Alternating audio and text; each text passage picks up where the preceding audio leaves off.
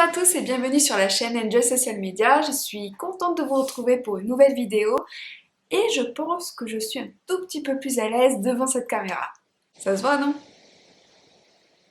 Ok, je suis plus à l'aise du tout. Bref.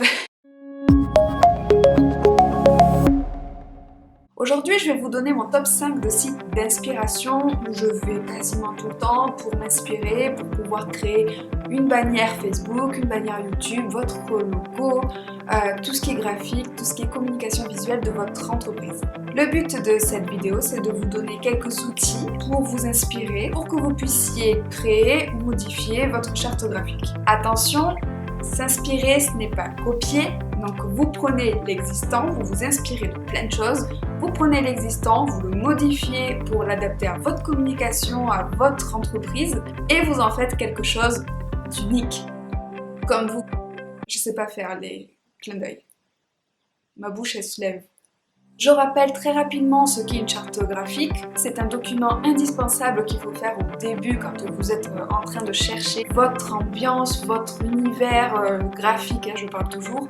C'est un document où on va rassembler tout ça pour pouvoir ensuite le développer sur les autres outils de communication, à savoir votre carte de visite, votre bannière Facebook, votre site internet. Le but de ce document, c'est de pouvoir garder une cohérence sur tous vos outils de communication pour que le client, l'auditeur, l'internaute puisse vous reconnaître parmi vos concurrents. Le premier site, c'est sans surprise que je vais vous dire que je vais sur Pinterest. Pinterest, c'est vraiment une mine d'or pour aller chercher de l'inspiration, c'est davantage un univers féminin, mais on peut vraiment avoir de tout. Vous pouvez avoir de l'inspiration sur du web design, des cartes de visite super originales, des CV si vous cherchez à faire un CV original et graphique. Moi, je cherche beaucoup de l'inspiration pour la typographie. Si vous tapez Free Font, vous allez trouver des typos vraiment géniales qui... Après, voilà, il faut voir celles qui sont gratuites, celles qui sont libres d'utilisation ou pas, ça c'est un autre sujet, mais faites attention à ça. Et ce qui est intéressant concernant les typographies sur Pinterest, c'est qu'elles sont directement mises en forme. On peut voir ça aussi sur Dafont en mettant un aperçu de la typo, mais là c'est vraiment avec des couleurs pour voir les associations, dans quel contexte on pourrait utiliser cette typographie. Le second site, c'est Behance. Pareil, je sais pas si je prononce bien. Et dans le même style de site, on retrouve aussi Dribbble. Dribbble. Ce sont des sites où on peut voir le travail d'autres designers et on peut aussi donc s'inspirer. Si vous êtes vous-même designer, vous pouvez mettre votre travail pour que tout le monde le voit, pour que vous ayez pour avoir une visibilité en plus. Il est possible de voir les projets par thème et voir des échantillons de projets en cliquant dessus. Le troisième site, ça va être plus pour l'association de couleurs, c'est Culaire de Adobe. Vous pouvez explorer les thèmes de couleurs, donc des plus populaires aux plus utilisés, ou alors au hasard. Laissez-vous surprendre par Adobe.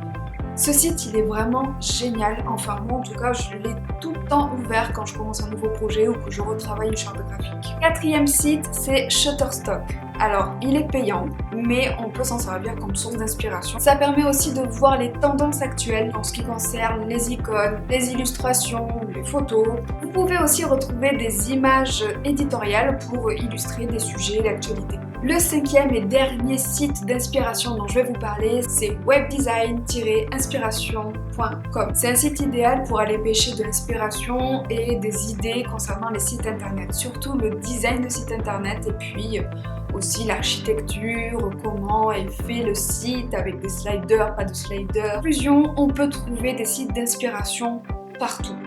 L'inspiration, elle est vraiment partout. Là, je vous ai vraiment donné les 5 sites auxquels je me réfère moi en premier quand je vais chercher des idées. Mais il vous suffit après de taper sur internet des mots-clés comme inspiration design, inspiration logo, inspiration bannière Facebook pour avoir une recherche un peu plus ciblée. C'est tout pour aujourd'hui, j'espère vous avoir fait découvrir au moins quelques sites pour vous inspirer pour vos prochaines créations. Merci beaucoup d'avoir regardé cette vidéo, j'apprécie beaucoup. Si vous souhaitez partager les sites qui vous inspirent à vous, auxquels je n'ai pas forcément parlé et que peut-être je ne connais pas et que sûrement je ne connais pas, n'hésitez surtout pas à le mettre dans la barre d'informations. Je vous rappelle que vous trouverez tous les liens des sites que j'ai cités dans cette vidéo en barre d'informations. Sur ce, je vous dis à la prochaine pour une nouvelle vidéo. Ciao!